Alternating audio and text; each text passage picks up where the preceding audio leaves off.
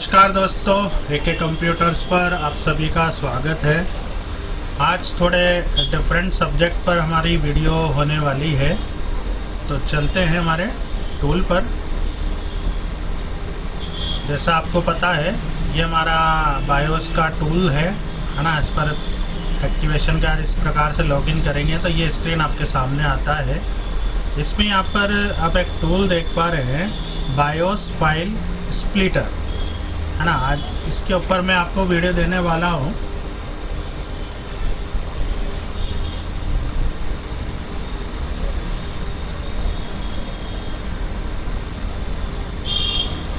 थोड़ा सा टाइम लेता है एंड डिपेंड करता है आपके सिस्टम पर। हाँ, तो मेरा सिस्टम थोड़ा ओल्ड है। ये इस प्रकार से आता है ना। अभी देखिए, ये हमारा जी ड्राइव पर ये मॉडल का 2 बायोस फाइल है ना। तो ये ऑलरेडी स्प्लिट है ना। तो हम इसको जोड़ भी सकते हैं। तो जोड़ने के लिए भी हमारे पास प्रोग्राम है ना। तो इसको मैं क्लोज करता हूँ। एक बार मैं आपको फाइल जोड़ता हूँ। यहीं एक फोल्डर बना लेते हैं। यहाँ पर आते हैं टूल पर, देखिए मर्ज और जॉइंट बायोस फाइल। अभी ये 2 बायोस फाइल है हमारे पास, 4 MB और 2 MB का, है ना। 4 और 2 MB का फाइल है। तो कौन सा पहले आएगा कौन सा बाद में आएगा, तो आप इसमें बस इतना सा चीज़ याद रखिए, बायोस रीजन आपका बाद में आता है। तो ये खुद आपका प्रोग्राम को जोड़ देगा। आप कैसे भी फाइल दे दो इसको, है ना, ब्राउज करके आप कैसा भी इसको फाइल दे दो, ये ऑटोमेटिक सेंड कर देगा आपका। तो फर्स्ट फाइल ले लेते हैं। आप ड्रैग एंड ड्रॉप भी करवा सकते हैं और ब्राउज करके फाइल भी ले सकते हैं। तो फिलहाल मैं ड्रैग एंड ड्रॉप करा देता हूँ इस पर।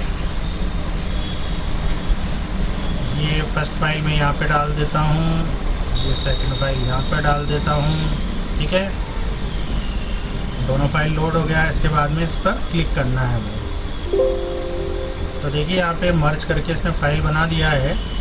ये फाइल हमारे सामने आ गया है। ठीक है, अभी मैं क्या करता हूँ, इसको मैं रीनेम करके मर्ज 001 नाम कर देता हूँ। ठीक है, अभी मैं इसको दोबारा से करता हूँ। ठीक है, इस बार मैं सेकंड वाला फाइल ऊपर डाल रहा हूँ, ये फर्स्ट वाला नीचे डाल रहा हूँ इसमें। ठीक है, मैंने फाइल बदल दिया, फिर मैं सेव करता हूँ इसको। तो देखिए, मर्ज करके फाइल बनाया इसने। अभी ये देखिए, दोनों फाइल का साइज सेम है ना।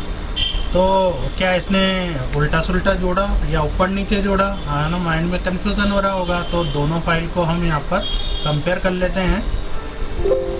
तो देखिए, दोनों फाइल ऑलमोस्ट सेम है ना। तो इसको कैसे पता लगा कि किसको ऊपर जोड़ना है किसको बाद में जोड़ना है। तो भाई, ये हमारा क्या है, जो फाइल है इसके अंदर हमारा इंटेल का ये फाइल है, और इंटेल का फाइल होता है तो उसके अंदर एमी रीजन वाला पार्ट होता है। एमी रीजन हो, TXE हो, है ना, वो पार्ट उसके अंदर होता है, जिस भी वर्जन का वो फाइल है। तो ये एमी रीजन को फर्स्ट में रखता है, बायोस रीजन को बाद में रखता है। ये इस लॉजिक पर ये सॉफ्टवेयर हमारा काम करता है। इसने हमें फाइल बना के दे दिया है। ठीक है, अभी इनमें से कोई सा भी फाइल हम ले लेते हैं और मैं सीधा इसको कॉपी करके इस न्यू फोल्डर में डाल देता हूँ।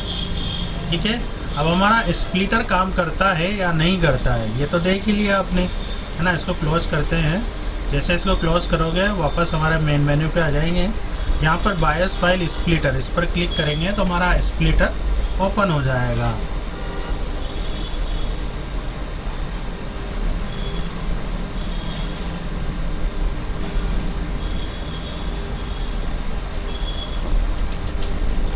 तो देखिए, अभी मैं इसको यहाँ पर ड्रैग एंड ड्रॉप करवा देता हूँ फाइल को। तो देखिए, इसने डिटेक्ट कर लिया है कि आपका ये 6 MB का फाइल है, और चिप 1 का साइज़ ये, चिप 2 का साइज़ ये, है ना, वैलिड है।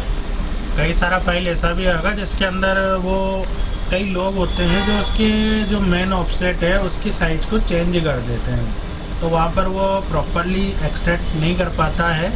तो उस कंडीशन में क्या है, हमारा ये जो प्रोग्राम है यहाँ पर आपको सजेशन करता है कि चिप 1 का साइज आप ये ले सकते हैं, चिप 1 का ये, चिप 2 का ये कॉम्बिनेशन आप ले सकते हैं। ये कॉम्बिनेशन यहाँ पर होता है। तो यहाँ पर हमारा ऑलरेडी सब कुछ ठीक है, तो इसने यहाँ पे सजेशन आपको नहीं दिया है। आप मैनुअली भी कर सकते हैं क्या क्या एमबी का निकालना है, अगर आपको पहले से पता है, या मदरबोर्ड आपके हाथ में है, उस पर कौन कौन सा चिप लगा है, कितने एमबी का चिप लगा है, तो आप उस हिसाब से आप प्रोग्राम निकाल सकते हैं, है ना। फर्स्ट में आपको एमी रीजन का फाइल रखना है, तो एमी रीजन का फाइल के अंदर आपको इंटेल की सिग्नेचर को देख लेना है। जब भी प्रोग्राम बनाएंगे तो इंटेल की सिग्नेचर को डाल देना है कि हमारा ये फर्स्ट में रहेगा।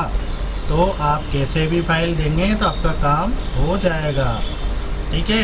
तो ये हमारा द्वारा बनाए हुए प्रोग्राम है, तो इसके बारे में हमें XYZ सब कुछ पता है ना। ऐसा नहीं है कि किसी का मार्केट का कॉपी होके अगर ये प्रोग्राम बन रहा है ना, तो हम इसके अंदर कुछ भी नहीं कर सकते हैं। तो हमारे द्वारा बनाया हुआ है, हमारे द्वारा कोड लिखा हुआ है इसका, है ना। और बायोस फाइल का इंटरनल स्ट्रक्चर को हम जानते हैं, है ना। ऐसा नहीं है कि मार्केट में जो भीड़ चाल चल रही है कि उसी पे हम चल रहे हो, है ना। इंटरनल स्ट्रक्चर को हम पहचानते हैं। अभी मैं आपको ये स्प्लिटर कैसे बनता है ना, कैसे आइडेंटिफाई करता है, इस चीज़ को मैं आपको बताऊंगा, है ना।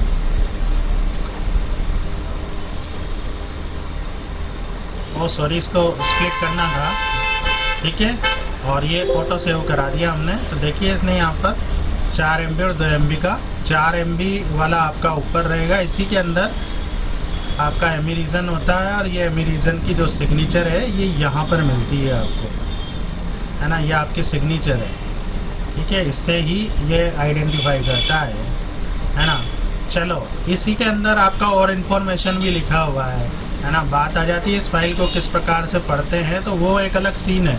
लेकिन मैं आज आपको बताने वाला हूँ कि इसको कैसे पता चला कि आपके मदरबोर्ड पर 2 बायोस चिप है।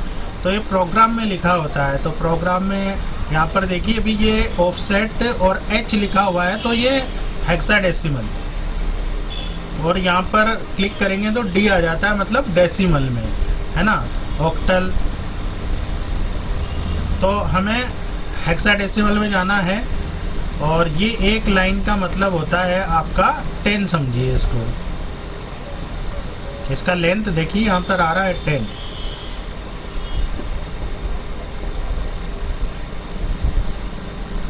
अभी दिखाई दे रहा होगा आपको, लेंथ आ रहा है 10, है ना। ये इसको भी सेलेक्ट करते हैं तो इसका भी लेंथ आता है 10, और ऑफसेट के आगे क्लिक करते हैं तो उसका ऑफसेट का नंबर आ जाता है। जैसे अभी ऑफसेट का नंबर है 0, है ना। अभी मैं यहाँ पर क्लिक करता हूँ 0E के नीचे इस ऑफसेट पर, तो देखिए ये कौन सा ऑफसेट है, E। तो इसमें क्या होता है, 9 के बाद में 10 नहीं आता है, 11, 12, 13, 14, 15, 16।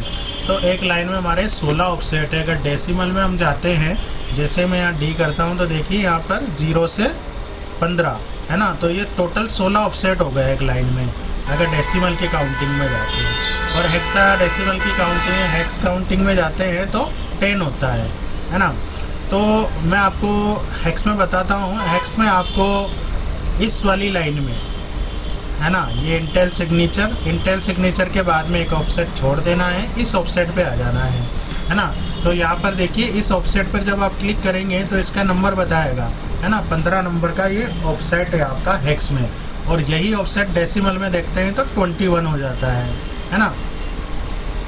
तो अंतर क्या है 6 का, जैसे इस लाइन से समझिए आप अंतर में, तो यहाँ से यहाँ तक का टोटल जो नंबर्स हैं ये 16 है ना। तो डेसिमल में जाएंगे तो 16 ऑफसेट एक लाइन में, और हेक्स में जाएंगे तो 10 है, बस। तो 6 का अंतर है। तो इस ऑफसेट पे जब हम आए तो हेक्स में 15 बताता है और डेसिमल में 21 बताता है। तो यहाँ पर आप देख लीजिए आपका लिखा क्या है ना। 21 या 15, जैसा भी आप प्रोग्राम में लिखेंगे, डेसिमल में काउंटिंग लेते हैं या हेक्स में काउंटिंग लेते हैं। अगर हेक्स में काउंटिंग लेते हैं तो आपका 15 नंबर का ऑफसेट है, और डेसिमल में काउंटिंग लेते हैं तो 21 नंबर का ऑफसेट पे क्या लिखा है। तो यहाँ पर आपको 00 लिखा मिलेगा, है ना, और 01 लिखा मिलेगा, तो अभी क्या है हमारे केस के अंदर 01 लिखा है। 01 का मतलब है 2 बायोस चिप आपका लगा हुआ है, और 00 का मतलब है आपका सिंगल बायोस चिप है ना, एक बायोस चिप लगा है। तो यहाँ पर इसको पढ़ा जाता है कि यहाँ पर लिखा क्या है।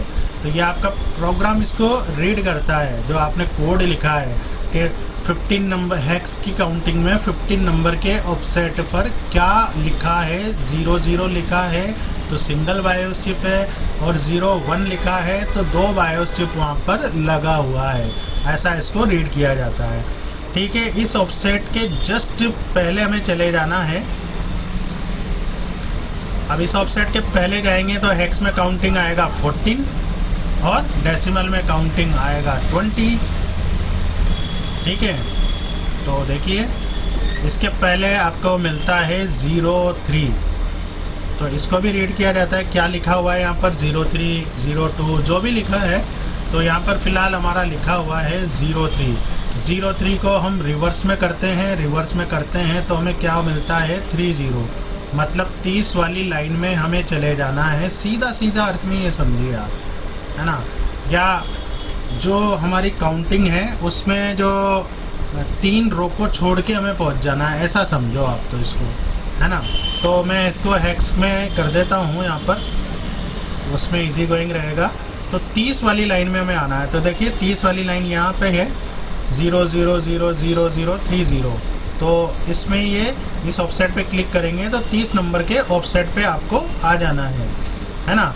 और यहीं पे हम डेसिमल करेंगे तो कितना हो जाएगा, देखो ऊपर का 3 लाइन छोड़ चुके हैं, तो हर लाइन में 6 का डिफरेंस है, तो 18 ऑफसेट इसमें ऐड हो जाएंगे, तो 48 नंबर का ऑफसेट हो जाएगा ये, देखो 48 नंबर। तो हमें इस पर आ जाना है। हेक्स में बोलता हूँ मैं आपको, हेक्स में बोला मैंने आपको, है ना। तो 13 नंबर के ऑफसेट पे हमें आ जाना है। मतलब यहाँ से हमने ऑफसेट को पता किया, 14 नंबर के ऑफसेट पे क्या लिखा है उसको रिवर्स किया, तो हमें एग्जैक्ट यहाँ पर आना है, जिससे हमें उस पर आपके बोर्ड पर जो इस प्रोग्राम में लिखा हुआ कितने MB का चिप लगा है उसकी जानकारी लेने के लिए। तो इस ऑफसेट को पकड़ लीजिए आप, 30 नंबर के ऑफसेट को, हेक्स में मैं बोल रहा हूँ अभी, है ना। यहाँ पर लिखा हुआ है हमारा 13, तो 13 का देखिए यहाँ पर बाइनरी 8 बिट का यहाँ पर डाटा दिया गया है। आप इसका निकाल भी सकते हैं डाटा, तो आप यहाँ से देख लीजिए इस डाटा में बाइनरी बिट क्या है। ये बाइनरी बिट हमने पता कर लिया। तो देखिए वीडियो काफ़ी लंबी हो जाएगी, हर एक चीज़ तो यहाँ पर पॉसिबल नहीं है। तो यहाँ से बाइनरी डेटा आ जाता है। इस बाइनरी डेटा के आधार पर हम के मदरबोर्ड पर आपका कौन कौन सा चिप, किस किस साइज का चिप लगा है वो पता करते हैं, है ना। ये इंटरनल जानकारी कुछ चुनिंदा लोगों के पास ही होगी, है ना। ठीक है, तो चलो अब मैं एक वर्ड की फाइल पे लेके चलता हूँ आपको, इसको क्लियर कर लेते हैं। देखो अब यहाँ पर जो है ऑफसेट 15 या 21 चिप एड्रेस हमें मिल गया इससे, है ना। 14 या 20 नंबर का ऑफसेट से, है ना, वहाँ पे जाके हमने बाइनरी डेटा ले लिया, है ना। अब बाइनरी डेटा में क्या है, पीछे की साइड से हमें चलना है ना, बैक साइड से हमें चलना है। एक कोड मिलता है हमें, देखो जैसे 13 नंबर पे हम गए था, 30 वाली लाइन में हमने जाके या 30 ऑफसेट पे हमने जाके वहाँ से बाइनरी डाटा उठा लिया। 8 बिट का जो डेटा होता है, ये 8 बिट का डेटा है। इसमें देखो पीछे से चलना है तो 110 3 हमें ये लेना है ना। तो 0 1 1 3 को अलग कर लिया, फिर इसके बाद का 3 बिट को लेना है ना। तो 0 1 0 फिर आगे का 0 0, तो ये करके 8 बिट का ये डेटा बनता है। अब 0 1 1 ये आपका फर्स्ट चिप हो जाएगा। 0 1 1 0 1 1, देखो 0 1 1 का मतलब है आपका ये 4 MB का आपका चिप है। तो ऐसे प्रोग्राम में पता किया जाता है ये 4 MB है, ठीक है। फिर इसके बाद है 0 1 0 ये 2 MB का आपका बायोस चिप है, ये 2 MB का आपका बायोस चिप है। तो ऐसे पता किया जाता है 2 और 4 MB का चिप लगा हुआ है, इस हिसाब से ये काम करता है। तो प्रोग्राम में हर एक चीज़ को हमें बताना पड़ता है, बस वो जो हमारे पास डेटा है उस हिसाब से काम होता है। तो इंटरनल अगर स्ट्रक्चर आपको पता नहीं है तो आप उस फील्ड में काम नहीं कर सकते हैं। आप सीधा किसी का टूल लीजिए और अपना काम कीजिए। ठीक है, इसको मैं क्लोज करता हूँ। कोई दूसरा फाइल मैं आपको यहाँ पर खोल के बताता हूँ, है ना। डेटा तो काफ़ी सारा है। ये फाइल देख लीजिए। अब देखो, इस फाइल को मैंने खोला और मैं यहाँ पर आ गया। ठीक है, 15 नंबर के ऑफसेट पे क्या लिख रहा है, 00। इट मीन्स आपका कितना बायोस चिप यहाँ पे लगा होगा, तो यहाँ पर हमारा केवल सिंगल बायोस चिप लगा होगा, है ना। 00 का मतलब सिंगल बायोस चिप हमारा यहाँ पर होगा। अब वो कितने MB का होगा वो भी लिखा होगा डेटा में, है ना। इससे जस्ट पहले जाते हैं तो 03 मतलब 30 नंबर का ऑफसेट पे हमें जाना है। यहाँ पर क्या लिख रहा है हमारा F5, इसका बाइनरी डेटा देख लीजिए।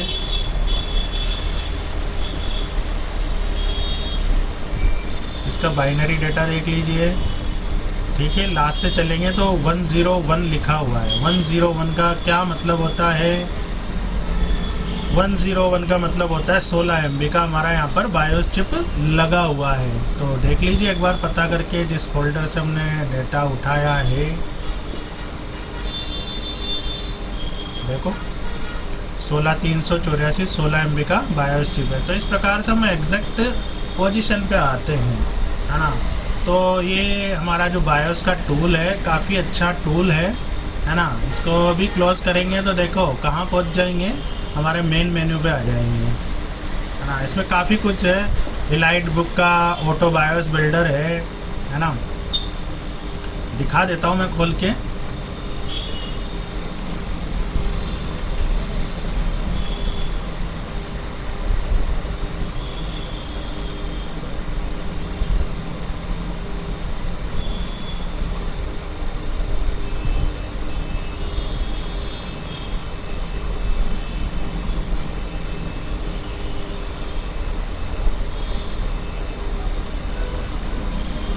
ये देखिए इस प्रकार से टूल है। यहाँ पर मॉडल सेलेक्ट करने का ऑप्शन है। कुछ नहीं है, आपको यहाँ पर आपका ओल्ड बायोस फाइल दे देना है इसको। यहाँ पर EXE फाइल जो ऑफिशियल वेबसाइट से मिला है, आप उसको एक्सटेंड ही मत कीजिए, EXE को ही यहाँ पर दे देना है और आगे का प्रोसेस हो जाता है। आपको कंप्लीट बायोस फाइल बन के मिल जाता है। तो काफ़ी अच्छे हमने टूल बनाए हैं। इसमें DMI स्वैप का भी टूल है ना। ये काफ़ी काम आता है जब एंड पॉइंटिंग को हम फिक्स करते हैं। एंड पॉइंट आता क्यों है, एंड पॉइंट आपका इसके अंदर एक शोर स्टार्ट करके बायोस चिप होता है ना। मेन और उस चिप का जो डेटा होता है वो कहीं ना कहीं मिसमैच होता है ना। सिस्टम कॉन्फ़िगरेशन से मैच नहीं करता है, तो उसको निकाल के फिक्स करने का तरीका है ना। वो इजी गोइंग स्टेप्स में आप जाइए, काम को करिए और इन्फॉर्मेशन यहाँ से आप फीड कर सकते हैं। ये भी काफ़ी अच्छा टूल है। काफ़ी नए नए टूल्स हमने हमारे इसमें ऐड किए हैं। देखो एमी क्लीन का 11 to 14, 15 to 20 है ना, और 6 to 10 एमी रीजन TXE12 इनका ऑटो क्लीन एमी हमने डाल दिया है ना। मैनुअली आपको सीखना चाहिए, लेकिन अगर टाइम कम है तो आप इससे आपका काम कर सकते हैं। काम नहीं होता है क्योंकि कई सारा फाइल्स होता है, देखो उसके अंदर काम नहीं बन पाता है। अगर आपका रेपोसिटरी पैक का फाइल करप्टेड है तो आपको रिजल्ट कहाँ से मिलेगा, है ना। आप उस कंडीशन में सोचते हैं हमारा फाइल सही नहीं बना, है ना। आपने प्रैक्टिकली किया होगा तो कई बार आपको प्रॉब्लम फेस करने को मिला होगा, वो रेपोसिटरी पैक का फाइल सही नहीं होने के कारण। तो अच्छा कलेक्शंस रखिए और थोड़ा बायोस एडिटिंग को सीखिए, नॉलेज होना चाहिए, है ना, तभी तो आप इस टूल को चला पाएंगे इजी गोइंग से। तो इसमें काफ़ी कुछ हमने रखा है ना। यहाँ पर यूनिवर्सल बायोस एक्सट्रैक्टर है ना। काफ़ी सारे एक्सट्रैक्टर का हमने यहाँ पर यूज़ किया है। ये 5वें नंबर का एक्सट्रैक्टर सबसे लेटेस्ट है ना। इसको यूज़ कीजिए आप इसके अंदर एक्सट्रैक्ट करने के अंदर, है ना, ड्रिल का जो भी नया बहुत सारा फाइल्स है ना, वो इसमें प्रॉपरली एक्सट्रैक्ट होता है।